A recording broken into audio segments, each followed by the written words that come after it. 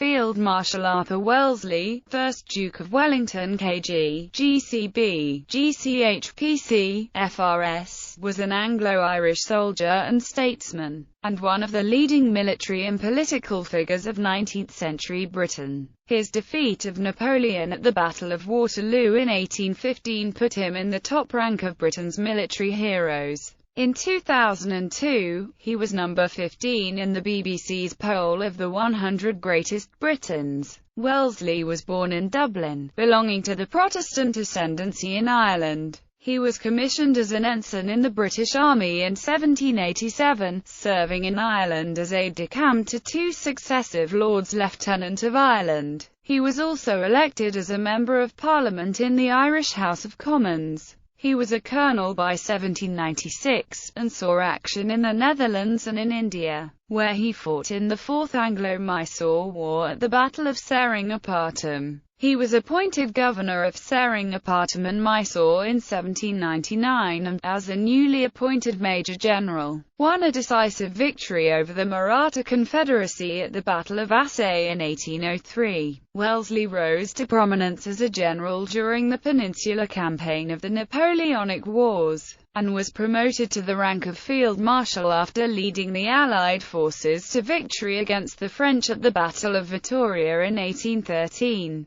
Following Napoleon's exile in 1814, he served as the ambassador to France and was granted a dukedom. During the 100 Days in 1815, he commanded the Allied army which defeated Napoleon at Waterloo, together with the Prussian army under Blucher. Wellesley's battle record is exemplary. He ultimately participated in some 60 battles during the course of his military career. Wellesley is famous for his adaptive defensive style of warfare, resulting in several victories against a numerically superior force while minimizing his own losses. He is regarded as one of the greatest defensive commanders of all time, and many of his tactics and battle plans are still studied in military academies around the world. After ending his active military career, Wellesley returned to politics. He was twice British Prime Minister as part of the Tory party, from 1828 to 1830, and for a little less than a month in 1834. He oversaw the passage of the Catholic Relief Act 1829, but opposed the Reform Act 1832. He continued as one of the leading figures in the House of Lords until his retirement and remained Commander-in-Chief of the British Army until his death. Early life and education. Wellesley was born into a wealthy Anglo-Irish aristocratic family in the Kingdom of Ireland as the Honourable Arthur Wellesley, the third of 5 surviving sons to the 1st Earl of Mornington, and his wife Anne, eldest daughter of the 1st Viscount Dungannon. As such, he belonged to the Protestant ascendancy. His biographers mostly follow the contemporary newspaper evidence in saying he was born the 1st of May 1769, the day he was baptized. His birthplace is uncertain. He was most likely born at his parents' townhouse, 24 Upper Merion Street, Dublin, now the Merion Hotel. But his mother, Anne, Countess of Mornington, recalled in 1815 that he had been born at 6 Merion Street, Dublin. Other places have been put forward as the location of his birth, including Mornington House, as his father had asserted, the Dublin packet boat, and the mansion in the family estate of Athy, as the Duke apparently put on his 1851 census return. He spent most of his childhood at his family's 2 homes, the first a large house in Dublin and the second, Dangan Castle,